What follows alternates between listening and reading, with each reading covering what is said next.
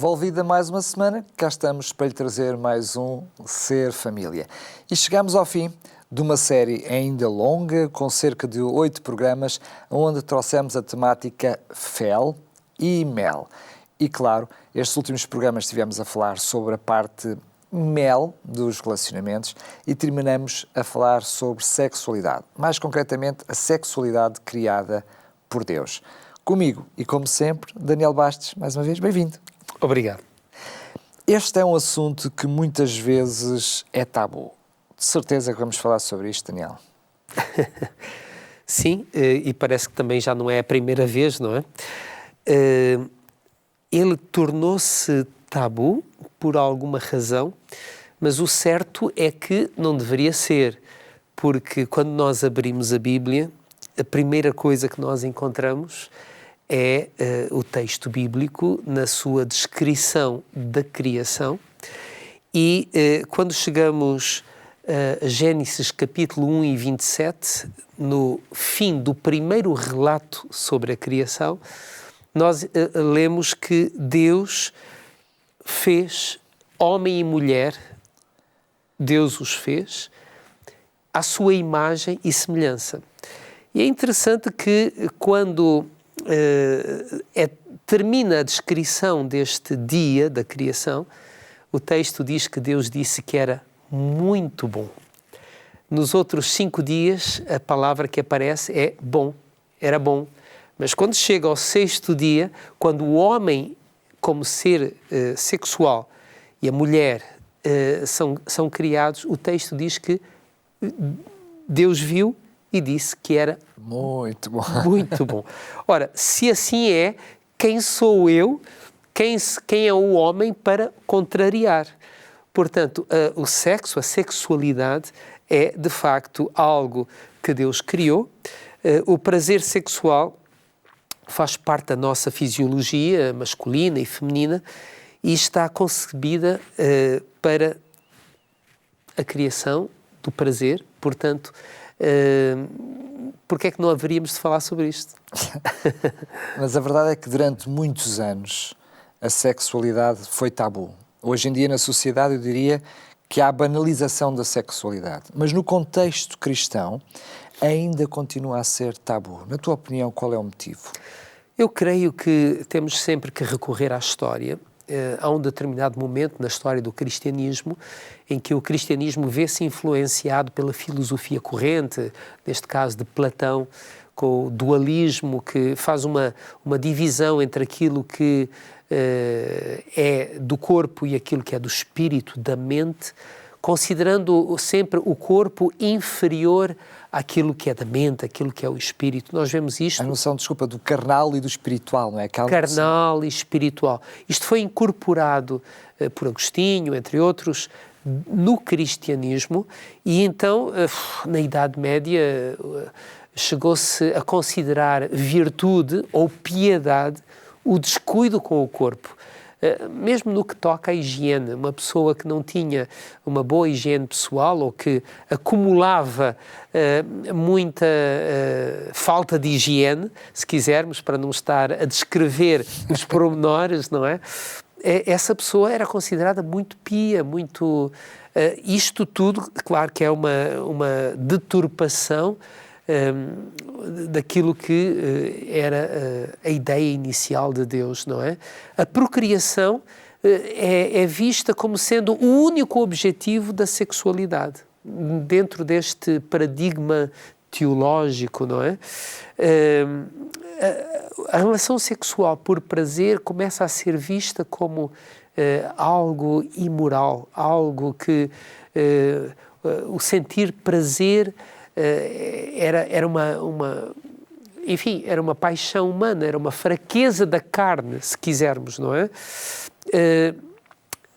Quando estudamos de uma forma mais profunda a Bíblia, vemos que as coisas são relativamente diferentes. Quando Paulo, por exemplo, diz que o corpo é o templo do Espírito Santo, ora, se o corpo é o templo do Espírito Santo, o corpo é santo também. E não poderemos dizer que se trata de algo mau, mas algo que foi criado por Deus que tem o seu papel, que tem o seu lugar e, portanto, não podemos desmerecer este lugar também do corpo, não é? Eu diria que, mesmo como sociedade e dentro das comunidades cristãs, hoje ainda se paga algum preço, não é? De isso ter sido tabu durante tantos anos. Talvez estas gerações serão as menos afetadas, mas se calhar as nossas gerações foram muitas afetadas por se ter mantido este tabu, não foi? Foram muitos séculos. E dizer, por exemplo, que o prazer sexual estava associado à imoralidade. Na Idade Média, um homem que quisesse ser correto com aquilo que ele aprendia, conforme lhe era também ensinado, ele abstia-se de ter relações sexuais com a esposa, a menos que fosse com a clara intenção da procriação. E depois, porque também era um homem e tinha suas fraquezas, iria desfrutar do prazer sexual com prostitutas ou com amantes. Portanto, esta conotação que surge embrenhada numa mentalidade que esteve presente durante séculos, que depois vai fazer com que a sexualidade hoje continue com uma certa conotação. Para alguns cônjuges é uma espécie de obrigação, não é? Que tem que ser suportada. Olha, tem que ser, não é? É uma obrigação. Logicamente que, não havendo um interesse maior do que cumprir uma obrigação, há sempre alguém que se vai queixar porque não é uma relação de que se desfruta, que se procura, que se quer, não é? E então alguém vai sentir sempre que gostaria de ter um relacionamento mais intenso, mais frequente, não é? Aliado a isto também há uma profunda ignorância, eu diria sobretudo nos homens, sobre a fisiologia da sexualidade. Alguém escreveu e disse que o número de mulheres frígidas corresponde ao número de maridos que não satisfazem as suas necessidades. A grande verdade é esta, é que apesar de vivermos numa sociedade, se por um lado na igreja ou nos ambientes mais religiosos não se fala tanto sobre sexualidade ou em alguns casos não se fala de todo, não é? E quando eu digo igrejas e comunidades religiosas, eu também poderia estar a falar de famílias, não é? Quem são os pais que se sentam e de uma forma aberta, adequada, falam com os seus filhos sobre a sexualidade? Bem, não acontecendo isto, o outro lado da moeda é que na sociedade não se fala de outra coisa. Exato. A sexualidade... Não pelos melhores motivos, na maioria das vezes, não é? Exatamente. A sexualidade é utilizada para o marketing, portanto, há mensagens extremamente sensuais que têm um objetivo, que é vender qualquer coisa. Depois existe o fenómeno da pornografia. Depois existe o interesse natural por este assunto, porque faz parte da nossa natureza. E muitas vezes é num ambiente de cafés, ou num ambiente de escola, num ambiente de conversas particulares que o assunto vai sendo tratado, nem sempre da forma mais correta, da forma mais adequada. Logo, nós ainda vivemos numa sociedade onde a marca do tabu que existiu, ou que ainda vai existindo em alguns casos, e depois uma avalanche, uma montanha de informações erradas, desadequadas. Certamente que a pornografia não é o lugar para se aprender sobre a sexualidade que foi criada por Deus, idealizada por Ele para o ser humano. Eu ainda quero ir mais longe, que é entre o próprio casal, porque muitas vezes há também, eu diria, corrige-me se eu estiver errado, mas a noção de virilidade masculina que leva sobretudo o homem a não querer abordar esses assuntos com a sua própria esposa e crescerem juntos, descobrirem a sexualidade juntos, perceberem o que é que cada um gosta, o que é que cada um não gosta, o momento em que as coisas acontecem, haver aqui uma sã partilha para que descubram ambos a sexualidade. Muitas vezes o homem retrai-se e não quero dizer que a mulher também, não estou a falar isto, eu diria, pela maioria, nem sempre isso se pode generalizar a todas as pessoas, mas haver esta descoberta em conjunto, com uma partilha franca e sã, eu diria pode ser o primeiro passo para se resolver essas situações que estás a dizer, pelo menos entre o casal, não é? Aquilo que estás a dizer é exatamente a comprovação de que dentro do próprio lar existe ainda o tabu, existe o pouco à vontade. E é interessante como na descrição do Éden, no plano original de Deus, diz que o homem e a mulher estavam nus e não se envergonhavam. Portanto, havia ali um à vontade para lidar com a sua nudez física. Não tinham a carga que nós temos enfim, da negativa da sexualidade, não é? Exatamente, porque era este o plano original de Deus. E nas famílias e na sociedade, e sobretudo na vida de cada pessoa, o objetivo é voltar ao plano original. Ora, não havia problemas, não havia vergonha naquela relação, fisicamente falando, porque também não havia emocionalmente falando. Eles podiam falar, podiam trocar as suas próprias ideias num ambiente são, puro, e eles não tinham qualquer constrangimento em relação a isso. Eu diria que até só o ato da descoberta em si já é algo maravilhoso, não é? O poderem descobrir ambos juntos é maravilhoso.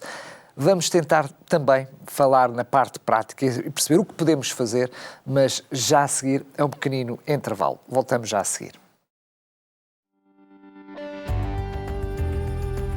TV Novo Tempo, o canal da família, o canal da esperança. De volta para a segunda parte do programa de hoje e, como habitualmente, neste momento é o momento em que eu lhe faço a oferta. E no programa de hoje, mais uma vez, vou-lhe falar do guia de estudo Entre Famílias, feito por vários especialistas, um conjunto alargado de lições que abordam os diferentes aspectos e áreas do relacionamento. E, claro, a sexualidade também nela não é deixada de lado. Também aqui vai encontrar algumas dicas práticas sobre este assunto, mas também vai descobrir em si mesmo aquilo que é o assunto do programa de hoje, que foi Deus que fez e criou a sexualidade e que Ele também a abençoa. E que o que pode fazer para receber este guia de estudo, como tenho dito, é simples. Envie uma mensagem. É um SMS a dizer Entre Família e depois nós mesmo entraremos em contacto consigo para lhe fazer chegar esta revista pelo correio. O contacto para o qual deve enviar a sua mensagem também é o do costume, 933 93 92 91. 933 93 92 91. Daniel, vamos então à parte prática. O que é que podemos fazer para, eu diria, contrariar enfim, tantos anos de mito e de má percepção para com a sexualidade? Não podemos deixar de começar por salientar que se há de haver satisfação sexual num casamento, num relacionamento conjugal, dizer que essa satisfação é o resultado da harmonia nas outras áreas do casamento. Portanto, as coisas estão interrelacionadas. Mesmo sendo um dom de Deus, na verdade, ele existe porque tudo o resto que também é dom de Deus já existe no relacionamento. Nosso corpo é um todo, não é? E eu não posso dizer que a minha mão está doente, mas o resto do corpo está bom. Quando a mão sofre, há uma inter-relação e eu sofro porque uma parte está mal.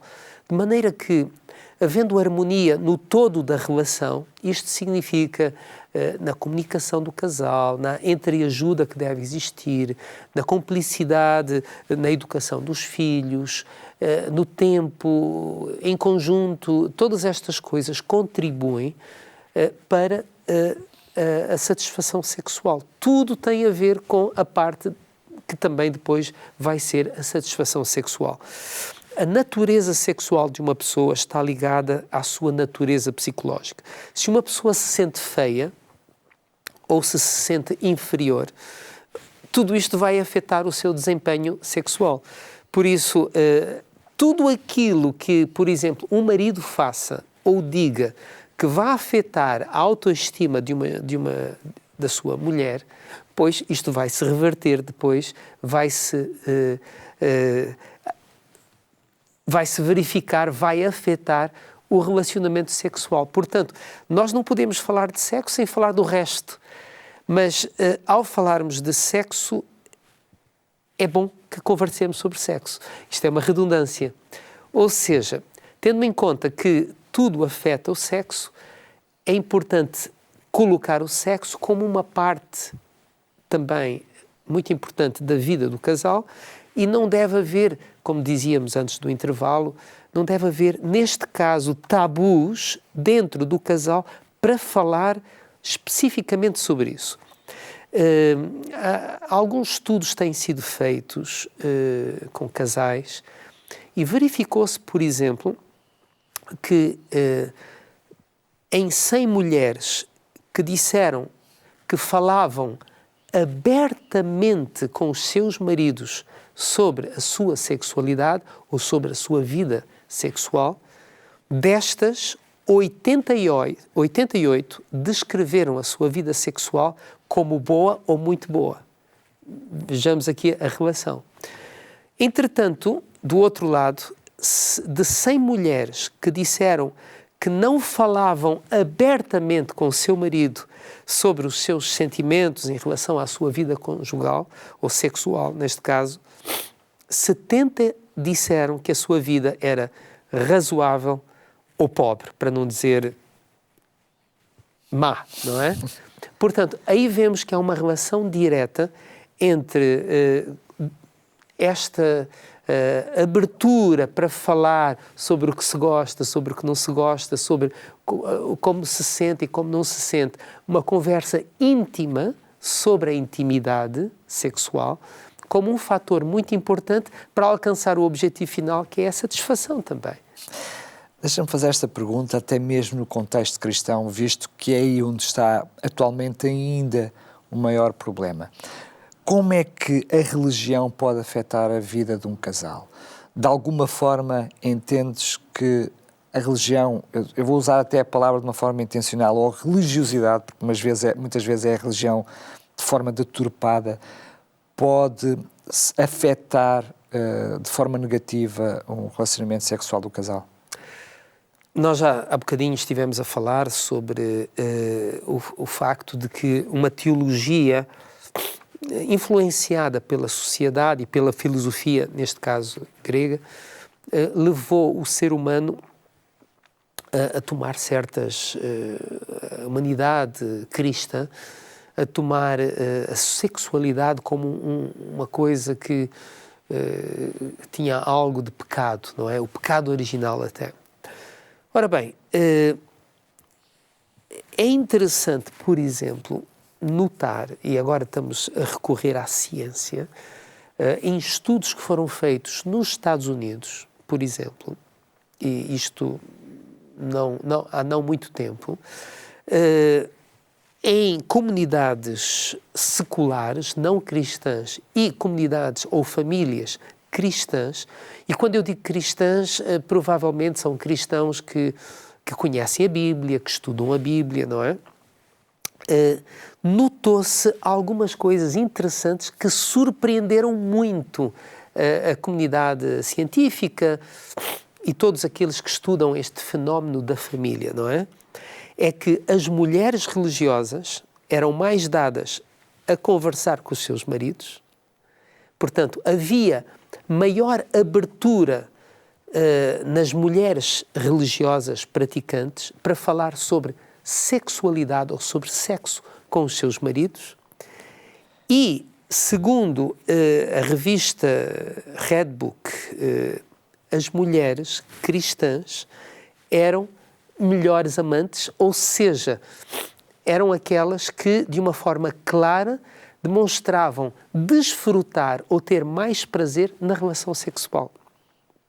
Tim LaHaye, um cristão que escreveu um livro e que influenciou uma geração imensa de gente, o livro chama-se O Ato Conjugal, vem dizer isso mesmo, porque ele também se baseia na ciência para o afirmar, que realmente cristãos que compreendem a antropologia bíblica, a sexualidade do ponto de vista bíblico, têm a tendência de se sentirem mais confortáveis para desfrutar da sexualidade, para falar sobre a sexualidade de uma forma sã e, por consequente, isto foi uma surpresa, porque por causa do que vinha da Idade Média, muita gente associou a religião a alguma restrição no desfrutar deste prazer. Demonstrou-se exatamente o contrário.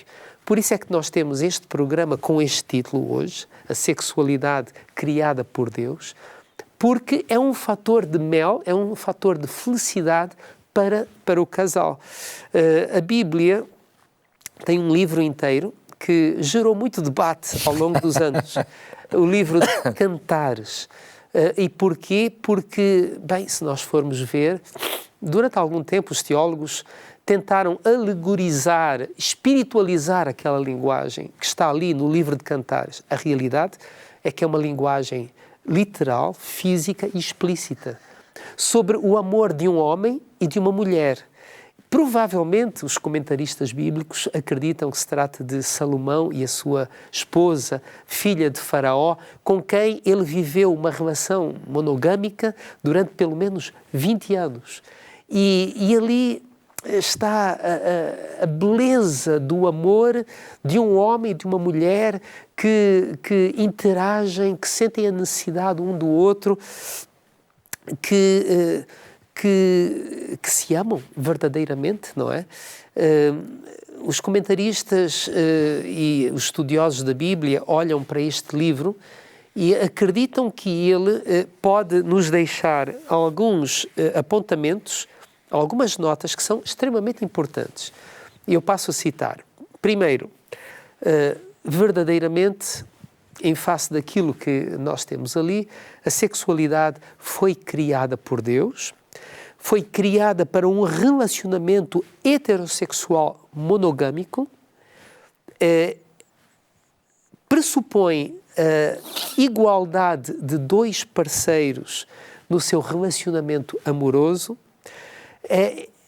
faz parte de uma relação holística, ou seja, ambos precisam da entrega do outro e não apenas da dimensão física, porque o romance, a relação que está ali descrita tem uma componente espiritual, tem uma componente emocional muito forte, relacional. Nós vemos que, por este texto bíblico, o amor sexual deve existir num relacionamento exclusivo. O texto é que e esse relacionamento deve ser permanente e íntimo.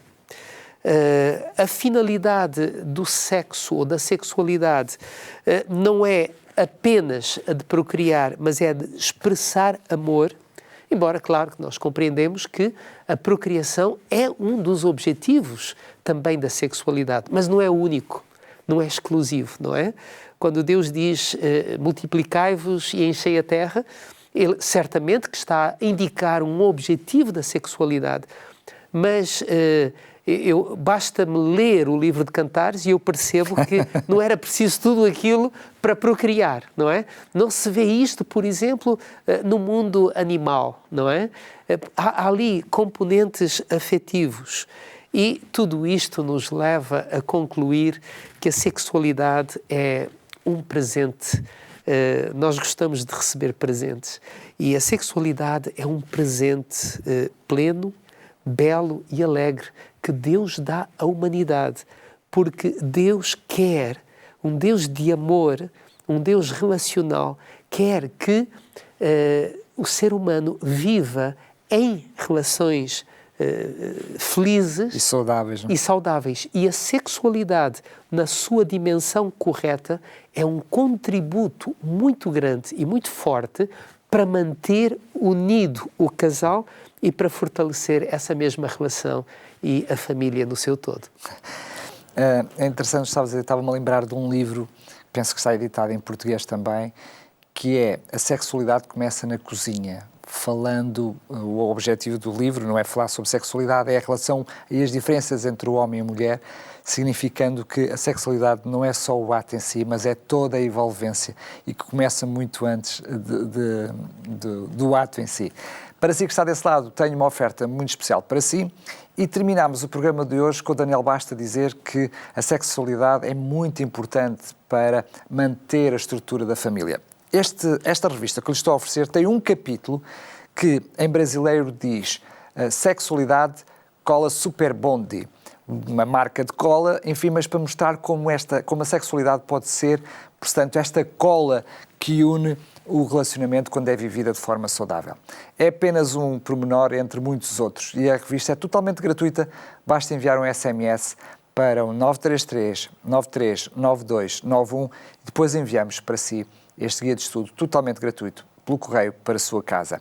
Este programa fecha uma série de programas que nos levou durante 8 programas a falar sobre a família, Mel e Fel, mas estão todos disponíveis em podcast em radiorcs.pt e também no YouTube da Novo Tempo Portugal. Esta série termina, mas o Ser Família estará de volta na próxima semana. Marcamos encontro consigo. Foi um prazer estar na sua companhia. Até lá, se Deus quiser.